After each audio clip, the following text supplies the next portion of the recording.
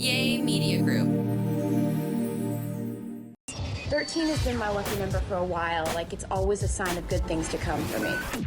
This is 13, a Taylor Swift fan podcast, breaking down every song, every Easter egg, every era, and every theory. Hosted by the biggest Swifties, Nick Adams, Anna Szabo, Amy Nichols, and Lacey G. Welcome to 13, a Taylor Swift fan podcast. I'm Nick Adams. I'm Anna. And we have got to talk about everything that's been going on. I'm tired. I'm tired. Are you tired? I think I texted you yesterday. I said, I am one tired showgirl. It's a lot, but we are in the thick of a Taylor Swift era launch. So this is a big deal. Tired comes with it. We can sleep later. Tired in a good way. We say tired in a good way because we have been getting fed, as the kids say. We've been getting everything left and right, left and right. You know, something that I absolutely love is that Taylor's doing a lot of promo and press this album cycle. She is. She's been doing a lot of radio interviews. Which She's been doing TV interviews. She's been doing a lot of behind-the-scenes thoughts and revelations in the movie that was number one at the box office this weekend. So there's just so much going on that we got to talk to. I'm sure we'll leave something out. I don't know. I know that you've been working hard on putting together a timeline of different things that have been happening. Yeah, well, I was trying to blow up our group text over the weekend, in part to let everybody know what was going on, in second part for me to have a reference sheet of the chronological order of the way that things went down over the weekend. So that helped. But yeah, okay, where do we begin? Last we recorded was right after we listened to the album. Right as soon as it dropped, we did our traditional live stream party. Thank you so much to everybody that tuned in. That was really, really fun. And then we recorded an episode right away with our initial reactions. Yeah, it was 1:30 in the morning or something. And so I don't even know what we were saying. I don't even know if we made sense. We had just had this avalanche of new music. And to try and pick your favorites and your initial thoughts after hearing each song once is a bit of a chore, but after sitting with it, I'm going to still say that my favorite's Opalite. Yeah. And Ruin the Friendship is pretty high up there, too. I think my number one right now, it's Elizabeth Taylor. I can't stop listening to Elizabeth Taylor. I think the other songs, I want them to compete, but in my head, it's Elizabeth Taylor is my number one, currently subject to change. Sure. But yeah, we posted a video clip from our initial rankings episode on our Instagram and our TikTok at the 13 podcast, and I just look god-awful. I look so tired. Oh, tired? Well, it was late. At that point, I think I'd been up for almost 24 hours. So it was quite the time. But anyway, so we got the album. We listened to it. We recorded our episode. We went home and slept. I was planning on sleeping in that day because it was going to be the only time really over the weekend I was going to be able to sleep. I couldn't. My body physically wanted to listen to the album again. Yeah. And you know what? I need to know the science because now, okay, 2 science questions. When we listened to the album the very first time when it dropped, oh my God, yeah, so awesome. When I listened to it again the next day, I was like, this is a different album. I don't know why it felt like I was listening to it for the first time again. So that's my first science question. Why is that? My second science question is, now that we've had the album for a weekend, for 3 days, give or take, I feel like sitting here, I don't know all the lyrics, but as soon as the song starts playing, I'm singing along to every word. Right. What's the science there? I don't know. I don't know that science. Yeah. Maybe for the first question, I think you get the initial listening out of the way. You're like, okay, so now I know what to expect, and then you can go back into it and hear it again where it feels like the first time, but it's the second time. Yeah. I don't know. Maybe there's kind of a lot of adrenaline, because you know how people were blacking out at the Eras tour? Absolutely. That was me. Absolutely. Okay, so I tried my best to put this in chronological order, but I probably missed it. But here's what I believe, or at least from what I saw, that went down. So Friday morning, a few hours after the release of the album, if you went over to Google and you Googled Taylor Swift, there was, I guess, a word scramble. If you will. A bunch of doors, little tiny orange doors, started falling down and showing up on the screen, and then it would just give you random letters every now and then, and it started filling in some words, but they still had blanks in them. Yeah. And Swifties were able to figure out, and I say Swifties because it was not I. It was not us. Swifties were able to figure out that it had spelled out the names of 12 different cities around the world. I believe it was New York, Nashville, Paris, Berlin, a lot of just major cities across the entire world. And then a few hours later, in those cities, there were orange doors that started to appear. They were mostly projections of doors. Like there was one door in Paris where it's like you see the Eiffel Tower. There was like a building kind of like not that far from it, and there was a big orange door. They were mostly projections until you got to the U.S. So like in Nashville, Chicago, and I believe New York, they were actual physical doors, but they all had QR codes. Yeah, and I think the one in L.A. at the Beverly Grove, it was an actual door, but it was like up on a balcony. Yeah. And so there were Swifties that were going around on little scavenger hunts trying to find these doors. Yeah. And she has video of like a crane putting the door on the balcony. Oh, no way. And it's just pretty cool. It's like, oh my gosh, this is journalism. This is an investigation that's worthy of my time on TikTok. That's so it was so wonderful. cool. I did see a clip from a Swiftie in Chicago, I want to say, that was like live on Instagram or TikTok or something when they found the orange door. But security said they were still setting it up. So they're like, please don't post about it just yet. Like, it's not ready. But she was like on live, so she like put her phone down because she was like, "Oh, I'm sorry." Like, my bad. Your brother lives in Chicago. Yes. Did you send him on a wild goose chase to find this door? I didn't, but I did during Tortured Poets because the same thing happened during Tortured Poets where there was like a mural that was being put together in Chicago, and he went and saw it because that mural was like right around the corner from where he lived. Oh, perfect. Unsure where it was in Chicago this time around, and I want to say Chicago. I hope that's right. And so each door had a QR code. Right. And then you scan the QR code and it takes you to a video. Yes, and each city had a different video. It wasn't like, oh, you scan it once and everybody gets the same video. Each city had a different video. So there's 12 videos total. And in each video, it kind of had something to do with the Taylor Swift universe. You know, there was one that was like, oh, you kind of like zoom in and you see the Eras Tour surprise song piano and like a wardrobe. And then there's like another video that's like, oh, it's a you see like the snake with the butterfly that we've seen before. Things like that, little kind of like Easter egg-ish videos. But in each video, there was hidden letters in the video as well. And thankfully, smart Swifties were able to kind of put the letters together because they were also kind of jumbled. Some were harder to find than others. Some were kind of like obvious. Like there was one that had a book that said the fate of Ophelia, but the I was missing. So like that's the letter that was missing. There was other ones that were harder. Like I think there was one that it had like a TV screen or something and like the letter T like flashed like really fast. So then the FBI Swifties were able to unlock the words and put them together. They made the phrase, "You must remember everything but mostly this. The crowd is your king." That's what the sentence spelled out. And if that sounds familiar, that is the last line in the vinyl poems. Okay. So here's another puzzle that was going on. So there was a total of 5 different vinyl variants. And each one had a different poem in the jacket, sleeve. Yes. And she does this for all of her poems. Like the prologue is always kind of like in the sleeve of the vinyl, like so and so. But this time around, it wasn't the same poem in each one. It was different in each one. And each one had a different number of stars, like little tiny stars scribbled on top of different letters.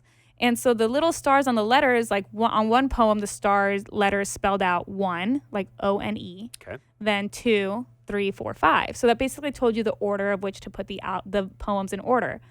So they read as one poem. Got it. Which, in my opinion, that's basically the prologue to the album, because we know Taylor loves a good prologue to the album. I love it, and I do think that we should go through it in a future episode. Right. But for the sake of this SwifTEA episode, the last line in the poem, when you put it all together, is, "You must remember everything but mostly this, the crowd is your king." And that's one of the variant titles, is the crowd is your king variant. I believe that's the pink one from Target.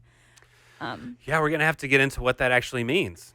I mean, if she's a showgirl, you're performing for a crowd. The crowd, so you listen to, the crowd is... Yeah, that's basically what she said who, in the... Who has power over you? Yes, that's basically what she said in the poem. Like, she was saying, it doesn't matter if I'm sick or tired or what it is. Like, I'm going to go out there and perform because the crowd is your king.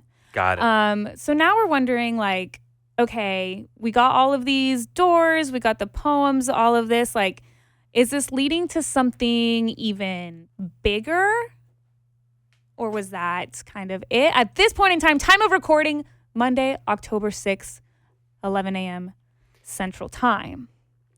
I don't know. I don't know if there's anything else after this. I mean, that was a fun little Easter egg, but it was so fun. And at first when the physical doors were showing up in certain places, I thought it was going to be like, like a pop-up shop or like an immersive experience or something like that. But the doors, I think, were standalone. Like, I don't think you actually opened them. It didn't lead into anything. At least not yet. Yeah, true. Not right? yet. I was like, no way did Taylor figure out teleportation. Like, you go in through one door in Nashville. How great would that be? And you walk out at the door in New York. It's like the Monsters Incorporated doors. Yeah. That just show up. Yeah, pretty much. And then I've also seen fans online wonder, like, okay, is there going to be a 13th door? Mm-hmm. Because when the Eras tour ended and the last show was in Vancouver, Taylor Nation had posted something about, like, we left the last key in Vancouver. And in the Fate of Ophelia video, in the music video, at the very, very end, when she walks into the bathroom and to go into the bathtub, it's a really quick shot, but like outside the window, there's a shot of Vancouver. Okay. So I don't know if there's going to be like a 13th door that appears in Vancouver or if that's just like an Easter egg in itself because Vancouver was the final stop of the Eras tour. The Fate of Ophelia music video is what was screened at the movie theaters. And then she just released it on YouTube yesterday. So this morning I'm seeing Swifties like find the Easter eggs in the music video. Yeah, I'm seeing tons of articles about the Easter eggs. Yeah, which I haven't been able to go through all of them. Right, again, that deserves its own episode when we get into our Showgirl era officially. But also I wanted to share some highlights from interviews that she's been doing. Yes. She still has a few more as of right now, time of recording. She still has Jimmy Fallon and Seth Meyers, which I think those will be two pretty big ones. But some interview highlights, at least from my takeaways, she did say that she's not going to go on tour anytime soon. Mm-hmm. That was a big question that people had for Taylor. And someone asked her, and she was very upfront and like answered it before the sentence could end of the question. She answered it saying no. She said, no, I'm tired, is basically what she said. Yeah. And I don't blame her at all. And you know what? Dare I say, I kind of had a sigh of relief because I was getting really nervous about securing tickets to a possible Vegas residency, something we had maybe questioned at one point. So she said she's not going on tour soon. So Taylor, take all the time you need and let me save up a little bit. Yeah, you got to know that she's so exhausted from planning for a 2-year-long tour, going on a 2-year-long grueling tour where she's performing for 3 hours a night, 44 songs a night. And then she's secretly going right into preparing another era, another album, finishing up the production on that, doing everything that goes involved in just the marketing of that. It's a lot of mental gymnastics she's been going on. For sure. And planning music videos and everything like that and all these Easter eggs. Yeah, she's tired. Absolutely. And you bring up a great point because like you said, like she was kind of doing this all like in secret. We know that she started to like write and record the album while on the second half of the Eras tour. And then in another interview, she did say that all of her friends heard this music like a year ago. Wow. She was like, I don't have the quote in front of me, but she said something along the lines of like, yeah, my friends don't rat, they don't snitch, they don't reveal. Like they all heard the music well over a year ago and they didn't say anything. They didn't tell anyone. One of the things that I loved hearing from her, and I don't remember which interview this was, it was a British one. Because she did a lot. She did a lot over there.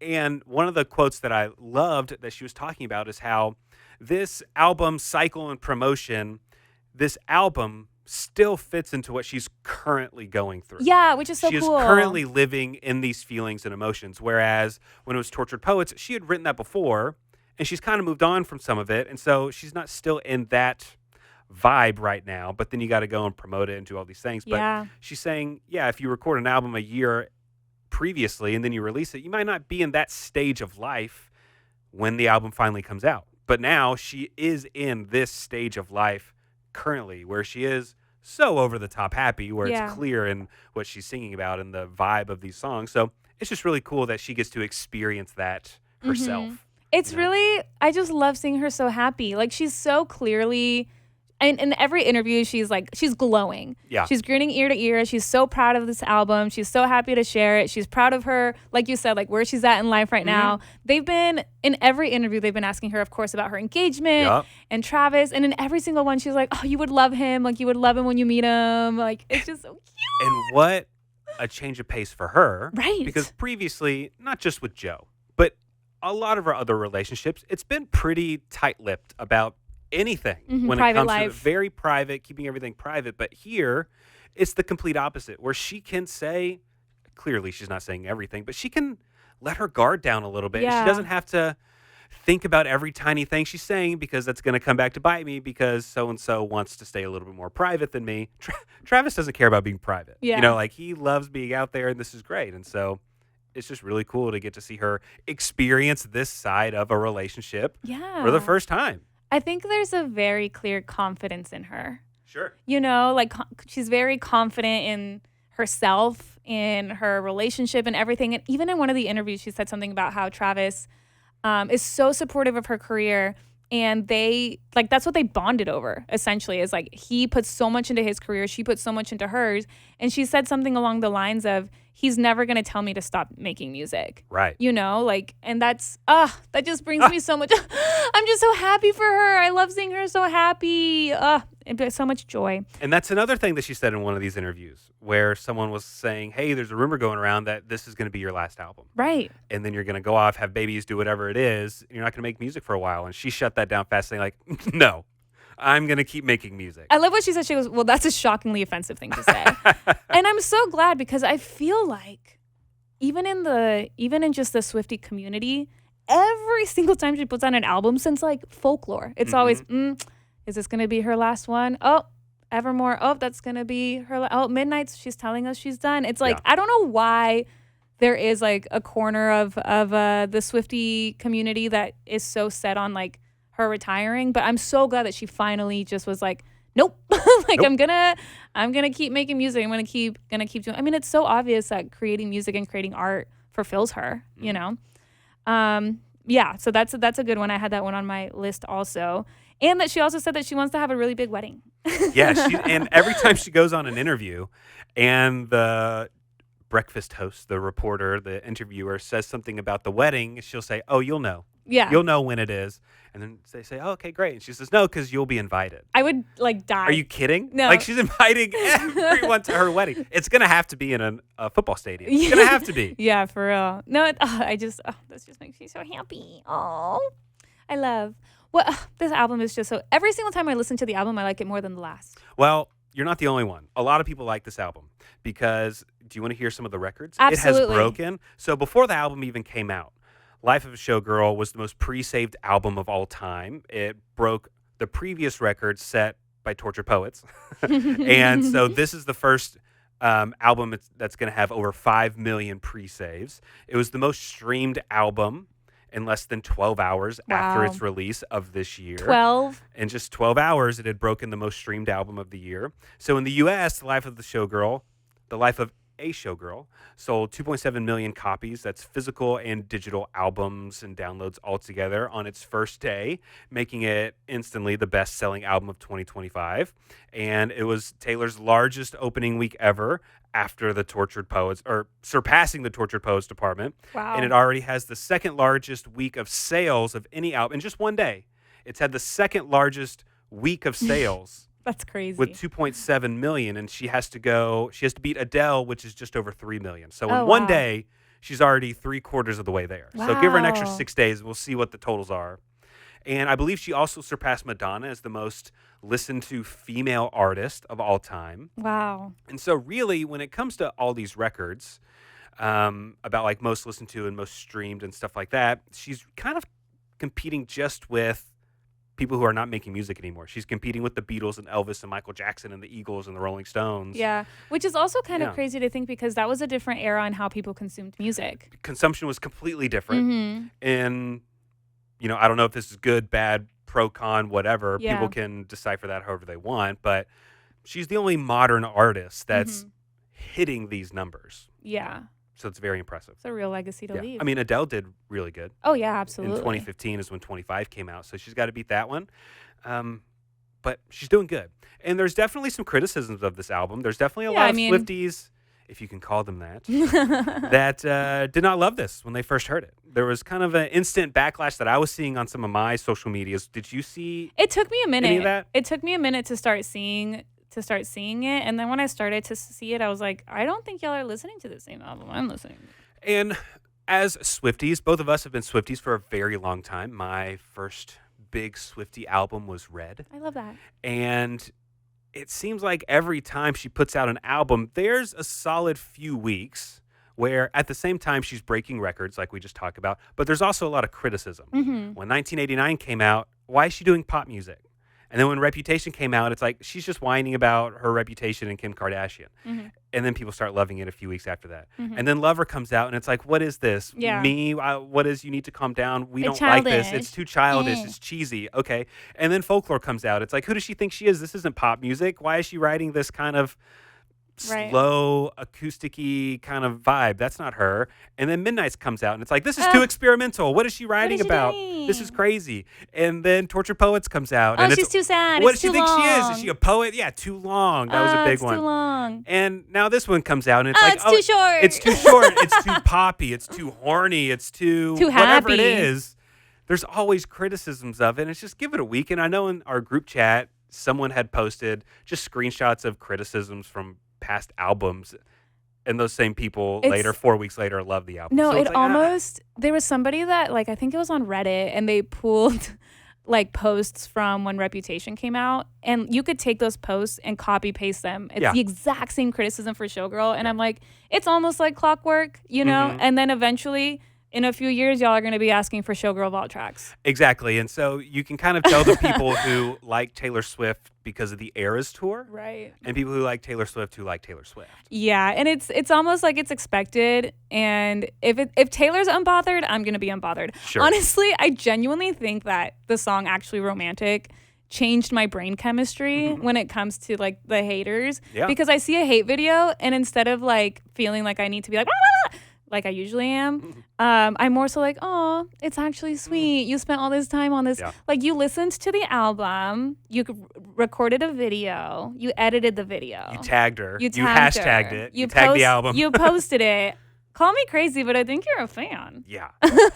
And yeah, it's a cycle that we're used to. Yeah. It's fine. It's breaking records. It's doing well. And for some people, it doesn't have to be your favorite album right when you hear it. It's going to grow on you. Your feelings are going to change on things. And I was going to say there's valid criticism too.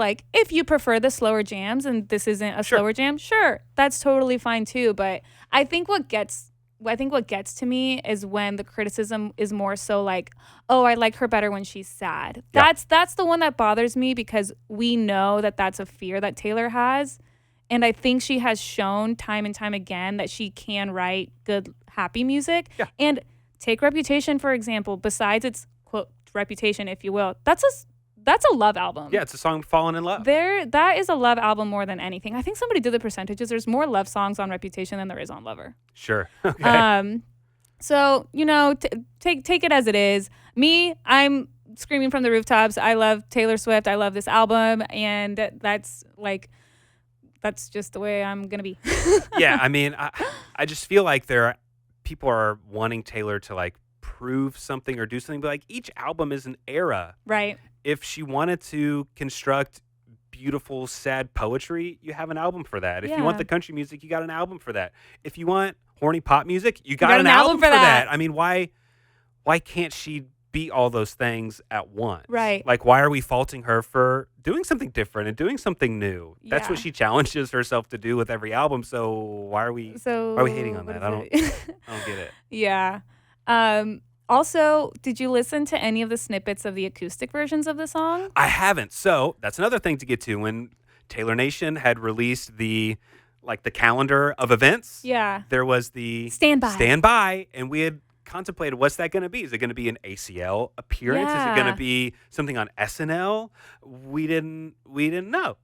And it ended up being she dropped 4 more variants, and they each had a different acoustic song on them. And you know what? I'm so curious, because when they dropped those, I was like, was this the plan all along, or did they feel like they had to drop something since we were expecting something? Because maybe it had to be a plan all along. That takes a long time to produce and manufacture. Well, sure, but maybe they were going to drop them soon, but not necessarily gotcha.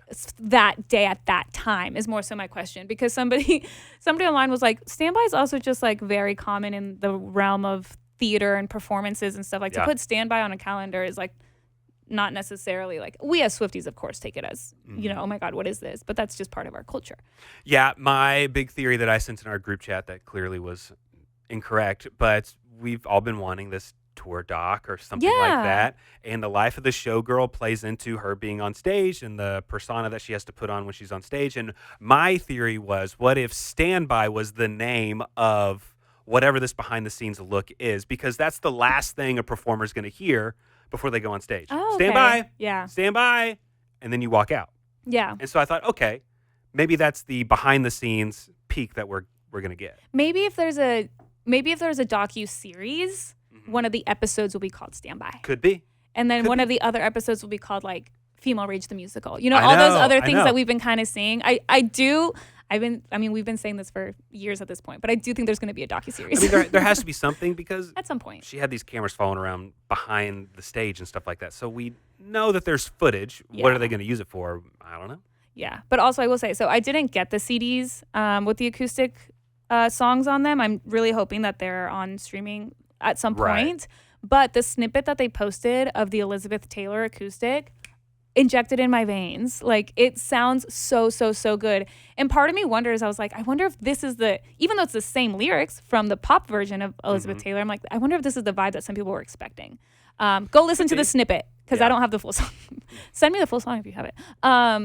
But another thing I wanted to tell you about, Nick, is the helicopter that Lacey and I got to go on. Oh my gosh. I'm so jealous of this, Anna. So you and Lacey got to go on. I mean, this to me feels like a once in a lifetime opportunity that you got to go on. And the pictures were amazing. The video's amazing. I'm so happy that y'all got to go experience this. It looked like a blast. Thank you. Yes, you can see it on our Instagram and on our TikTok at the 13 Podcast. So I have never in my life been on a helicopter.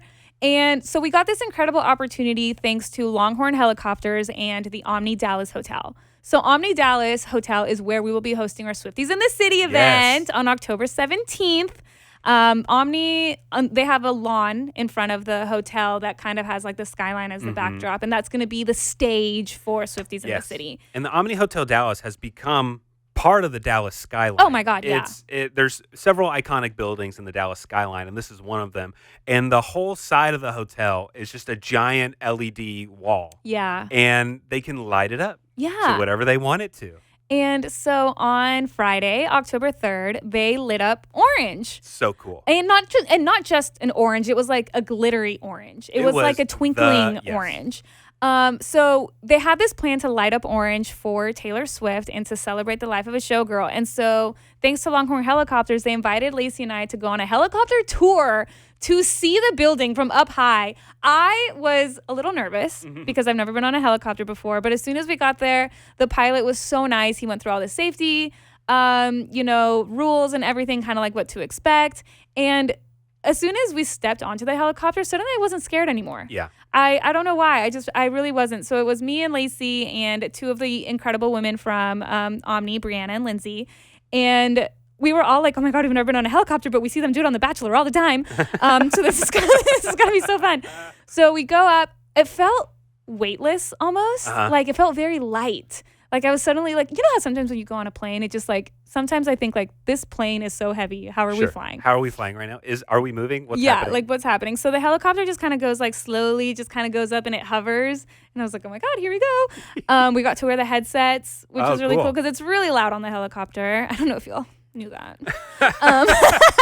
No, I don't have experience with that. Thank you. But we got to fly around and do a couple of different laps and rounds around the Omni to see it from all angles. We got to see the lawn where like Swifties in the City is going to take place. It was really, really, really cool. It was something that was on my wish list. Oh, not bucket list. Wish now, list. as Swifties, we can no longer say bucket list. No, we it have has to say wish list. Wish list. Wish list.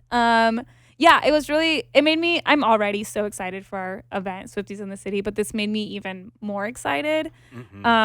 Yes, for those that have not heard, Swifties in the City, October 17th at the Omni Dallas Hotel. It's our Showgirl album release party. We're going to have a DJ. We're going to have a costume contest, so please come dressed up.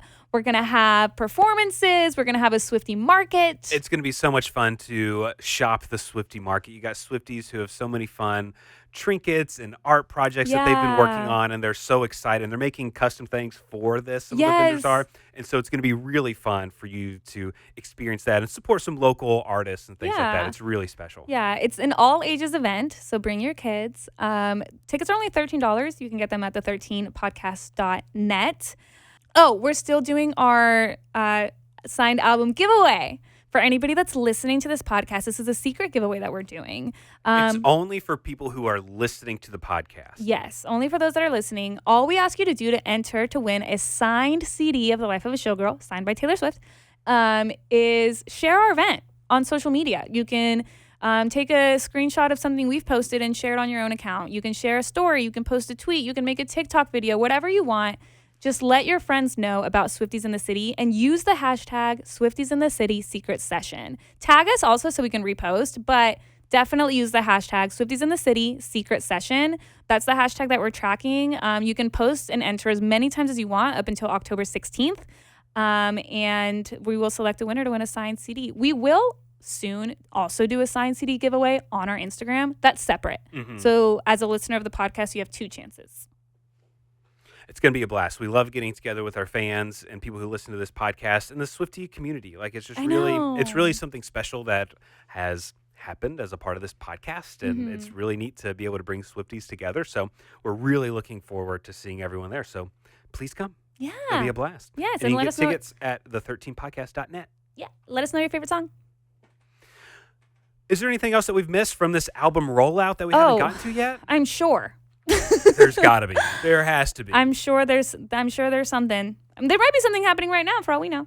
Well, if something does happen, we'll come back with another little podcast about it. So, Anna, I'm going to go listen to The Life of a Showgirl. Oh, right me now. too. And also to remind our listeners that podcast-wise, minus the Swifties, we're still in our Evermore era. We sure are. So we do have an Evermore episode coming out this week as well. It's quite a 2 different vibes going on the podcast right now. I know. We've got sad COVID songs and we've got Showgirl songs. And I'm mad because in one of our episodes, we talk about Opal. And it's like before we got the song Opalite. Oh, yeah. And when I was in the movie and she was talking about Opalite, I was like, oh, I wish I had this clip. But you'll get to hear that. Awesome. Well, thanks so much for joining us. If you haven't already, subscribe to us on whatever podcasting platform you're listening to us on right now. All the ways to contact us are in the description of this podcast, and all of our social media is there as well. Get your tickets to Swifties in the City at the13podcast.net. Thanks for listening. The 13, a Taylor Swift fan podcast. Subscribe for free and leave a positive review on Apple Podcasts, Spotify, or Google Podcasts.